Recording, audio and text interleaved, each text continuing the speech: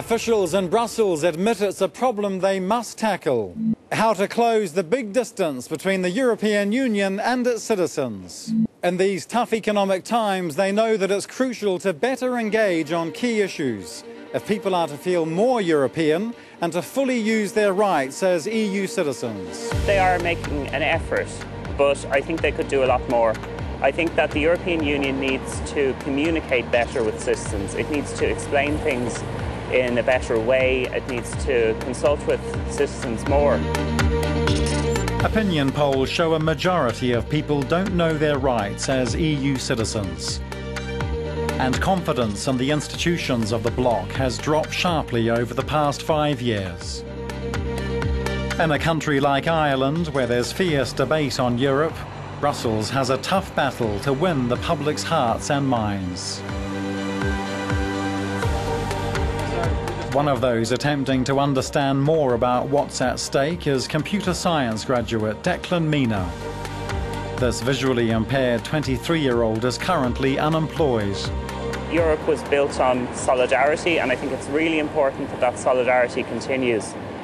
We can't have a union where so many people are unemployed and suffering, and I think we also need to look at how we can expand human rights throughout Europe. And also, as more and more things go online, as more digital stuff happens, we really need to focus on how the European Union can vindicate European citizens' rights online. Declan decided to attend a recent public meeting hosted by the Commission, which wants to take the debate about Europe closer to the public. The so-called citizens' dialogues will take place across the bloc this year, with a European Year of Citizens. It's very positive that we've had the President of the European Commission here, but I think that they need to come out a lot more often. It is a very difficult thing, though, because the European Union is so big, it's so technical, it deals with so many things. I mean, one part of it is how can you actually condense that into something people want to engage with, and that's the challenge, I think. But there's also the challenge of getting people to feel more European.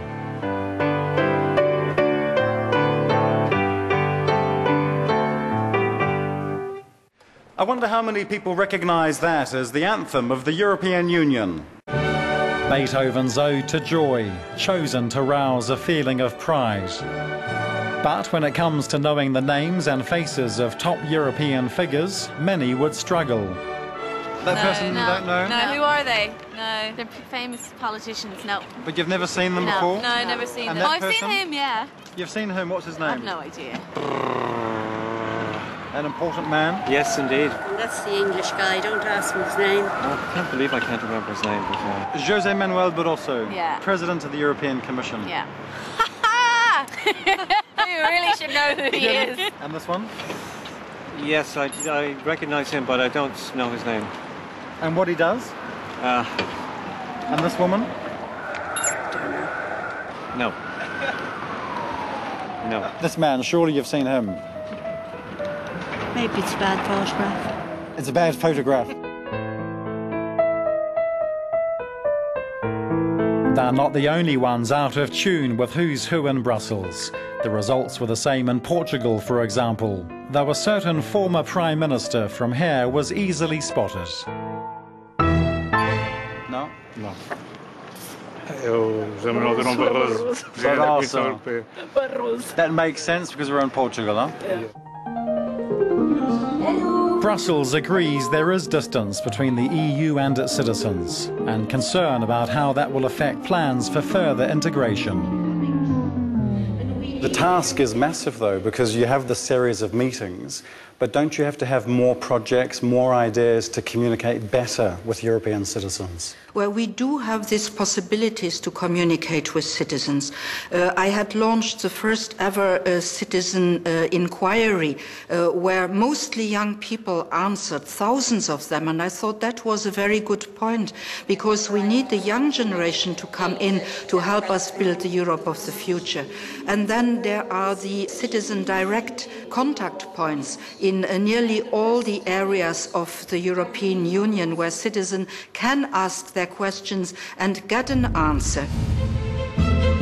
The Commissioner also maintains that dialogue is taking place in other settings, with policies being explained by other key actors in member states.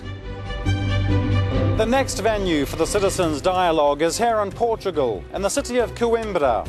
European issues concerning education are well known here. This is referred to as the student city, being home to one of Europe's oldest universities. And when it comes to the future of the bloc, there's no shortage of opinion.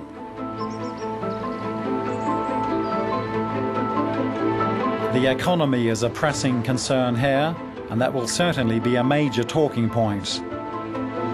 We spoke to a prominent author and sociology professor. He argues that to feel as if the EU is theirs, people must directly elect those who govern the institutions.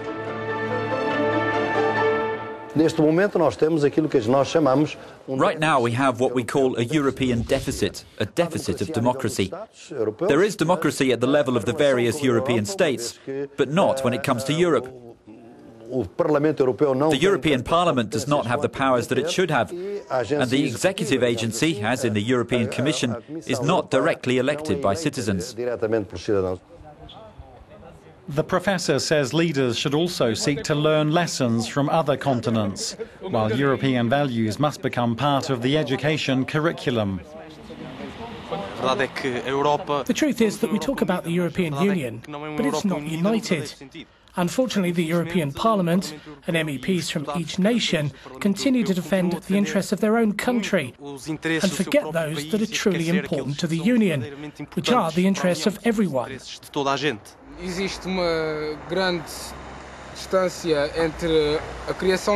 There is a great distance between the creation of policy and its implementation in the various countries, because the European population is disinterested.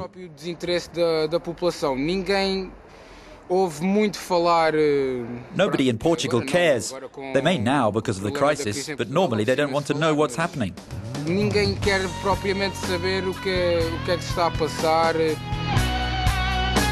There's no doubt many voices are needed to plan the future of Europe. The hard part is creating the right conditions to spark interest and motivate people to speak up. This is Van Rompuy.